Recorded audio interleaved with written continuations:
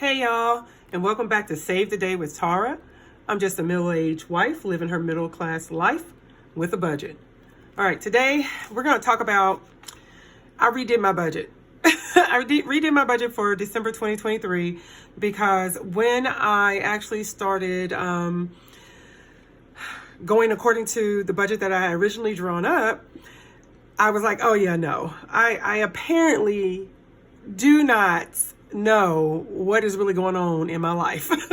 And this is what happens too when you become far removed from your finances. And how you do that is you just rely on auto debit all the time, auto credit for your deposits. You're using your card. You really do not pay attention to what is going on. And so I thought I took a good look at what was going on and I made my budget according to that. But once I really got into this week and started looking at what I was doing and also what my husband was doing, I was like, oh man, I actually over budgeted for some things and I didn't account for other things. So what I decided to do was go on here and just show you guys my budget that I redid for December. And this time it actually shows, hey, what's coming out on what dates. Also, like I color coded because I color code just about everything, things just to allow me to understand what's going on and what's being done. But it's really interesting that as you'll see over here, how I get paid or how I make my transfers. I try to do everything on a Friday. I'm top heavy at the beginning of the month with a student loan, mortgage, Mary Maids, and my cell phone, okay? Come the middle of the month, that's when it's like, you know, I have one here, one bill here. Pardon me, guys. Pardon me again. My Southwest and my life insurance. And then, like, for this particular month in December, I have a one-time fee of condo fees for 2024. So I was like, man, wow. I just didn't take some of these things into consideration, like where my money came out the most, or actually first, or the heaviest, I would say. And so once again, I'm just top heavy at the beginning of the month. So I know when I went back that I have at least a month and a half to 2 months of money in the account that allows me to be a month ahead.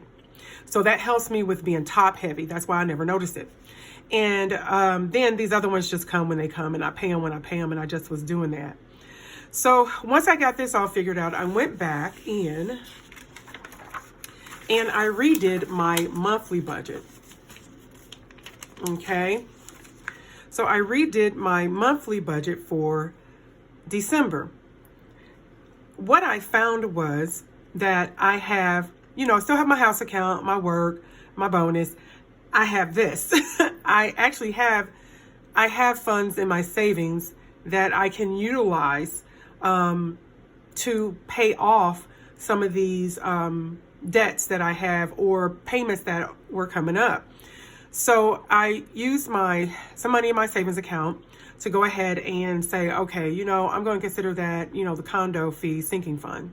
So I'm going to use that as money or income for this month. I understand that people do this differently, and their sinking fund, they take it out of the sinking fund, they actually save for the month, and then they count it all out. But seeing this is my first budget that I'm actually starting, I'm actually starting, I decided, okay, well, let me put that in there because I know I have the money in my savings. All right. So then the other thing I found out was that, I thought I was paying my life insurance, but really it's coming out of the house account. When I spoke with my husband about this, he was okay with leaving it in the house account because he said that, it benefits everybody in the house. So when I die, it benefits everybody in the house. So why not just leave the life insurance payment there? So I was like, okay, I'm not going to disagree. And then I came down here to my cash envelopes. And what I noticed is that I actually over budgeted for the pets. I put 200 in there. But, really we spend about 100 between food and cat litter, and anything else that we would budget for, we actually wouldn't budget for the cats. We would just take it out of any emergency fund or whatever that we have.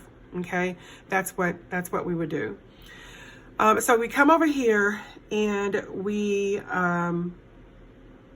have my debt. which right now is just a Southwest card still. That stayed the same. The thing that changed over here under the sinking funds was the condo fees. So I know it looks like I'm actually putting money into the sinking funds. I probably should have just left well enough alone and just kept it up here in expenses. Overall, these net each other out. But for showmanship, so I can just see it, I just went ahead and separated it out over here in the sinking funds. Okay. My savings actually went up because, once again, I actually got back $136 because I'm not paying life insurance out of my check. It's coming out of the house account. So I had a little more to save. I'm still not going to save anything for the boys. However, my husband and I did some talking. So one of the newer saving things that we're going to do starting in the first of the year is we're going to start contributing to an IRA for all 7 of the kids. He's going to do the adult kids. I'm going to do the 2 little kids that are home. And the thing is, the goal is we're going to contribute for a certain amount of time. And then after that, hopefully they start picking it up. All right. So overall, what it came down to, I hope you guys can see it. This little thing's in the way. So sorry. I'm doing all this moving. But what it comes down to is, you take all these categories and now I'm down to 0. So everything is accounted for. Okay. And so the other thing I did was I added a couple of more sheets. I made it a little, this packet for myself. I did it actually according to how my budget book is set up and get myself used to writing it down. And then I'll start in the budget book. And so what I did was, I have my weekly here, which I went over that. And then you have the breakdown, the check-in, which I'll do a little later. And so then this is my current week, which I'll talk about that. So, just have one for every week. I get paid bi-weekly, but I have funds coming in just about every week. And on the weeks that I don't, then it's okay. I just won't have anything there. All right. The other thing I added was my sinking funds.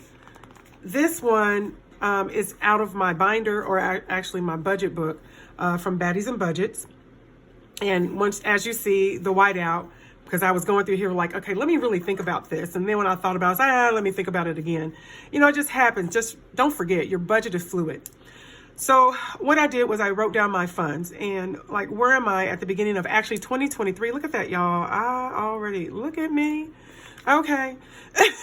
at the beginning of 2023, where am I really? Okay. So all of these are 0. Here's my high priority going into the new year: debt, professional, and my pool service. Okay. Now I'm coming down here to the low priority. These are not 0, but however, all these are 0 because, my savings is not for these guys that I do have left for the end of the year. And also my emergency fund is just that. It's an emergency fund. This emergency fund I was able to do this year with an aggressive savings challenge that my daughter, thank you, Kim, actually introduced me to. And so I did that this year, which is what started all of this. I'm like, hey, if I can save this, what am I really doing with my money?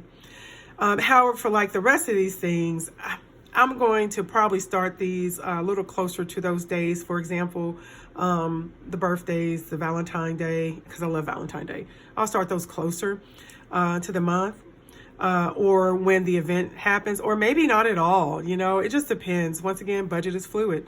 Sinking funds are fluid. Just depends on what you're wanting to do. So at least for the condos and the emergency fund, this is my starting balance. So then the other thing that I also did was like, hey, all right, what do you really have? So once again, this is Baddies and Budgets. Once again, what did I really have? This says saved in total. I just changed it to beginning and ending. That's it, because I want to see where I started. I want to see where I ended. So at the beginning of this month, this is what I have in my savings. And this is what the 2 boys in the house, they have in their savings. Okay. And like I said, my husband and I started talking about, we talked about starting next month in January, contributing $100 a month to an IRA for all the kids. It'll really benefit these 2 guys because they're young. This guy right here is the youngest of everybody. He's only 11. So it's really going to benefit him. And so those are the changes that I made. And I think that overall it's good. I'm really happy I started doing this. I'm really happy that I started this process and really took a look at what's going on with my income and my expenses and how it flows throughout my account.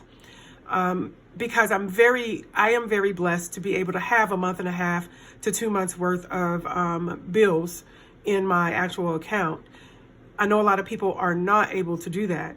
And I understand too that there's a lot of stay-at-home moms or working women, working men whose spouse makes the majority of the money, and you get to take your money and, you know, pay off debt, but we're kind of messing it up, that you're not even in this position. But you can get in this position just by documenting what is going on in your account. So, hey guys, thank you for watching this redo video. This is my new budget for December 2023 that I'm going to be following.